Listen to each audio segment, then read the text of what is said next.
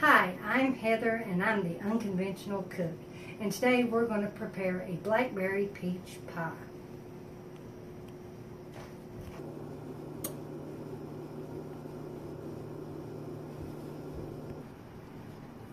What you have just seen is our list of ingredients, and it is as follows: 3 cups of frozen or 3 medium ripe peaches, pitted and peeled.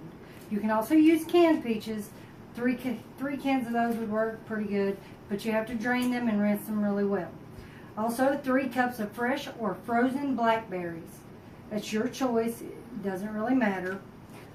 3 tablespoons of cornstarch. Any brand of cornstarch will work, it's just your preference. 3/4 cup of white sugar. Now you can substitute Splenda, but you may need to add more to counteract the lack of sweetness. 2 ready-to-use pie crusts.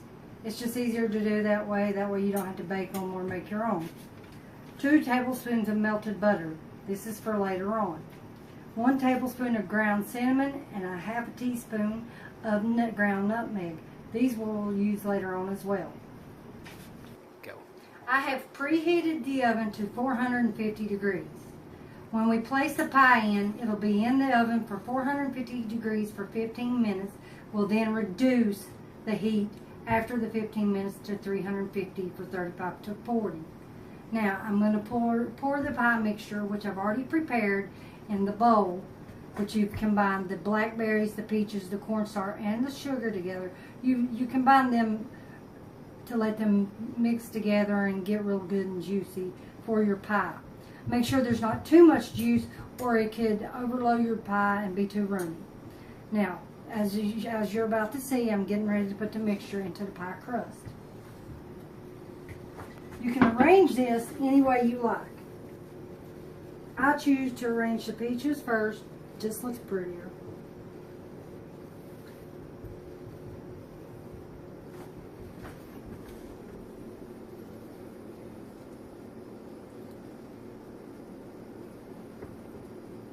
I like to use my hands.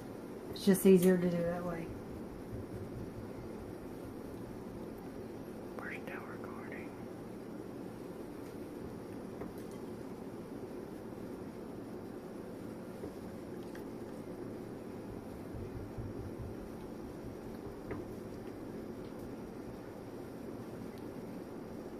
I chose a firmer peach because it lays easier into the pie crust.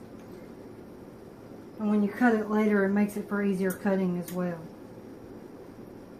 I'm going to go ahead and pause it. This is what the mixture looks like once placed in the pie shell or pie crust.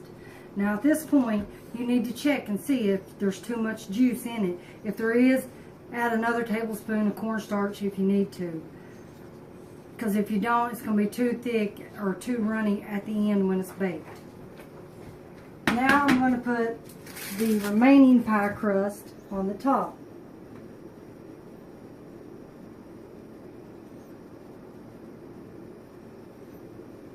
As you can see, I'm unrolling it.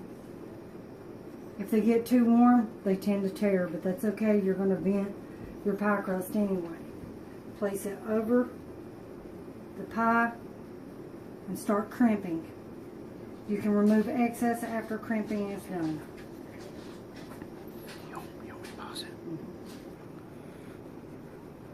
Now, as you can see, I've got the top crust on.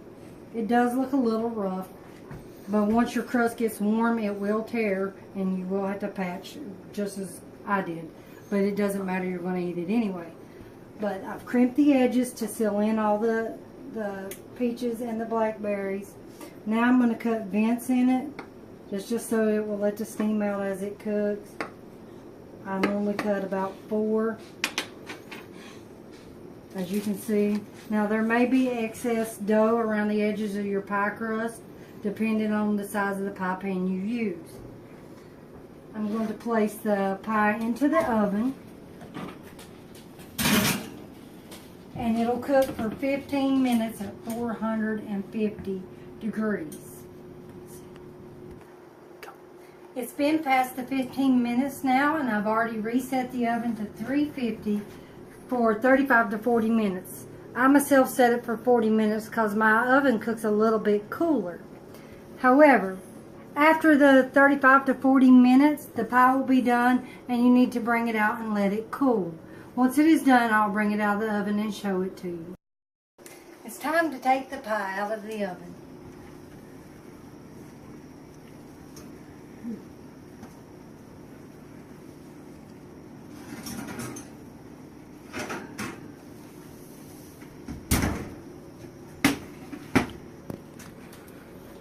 And this is the finished pie. As you can see, my crust is a little bigger than I should have.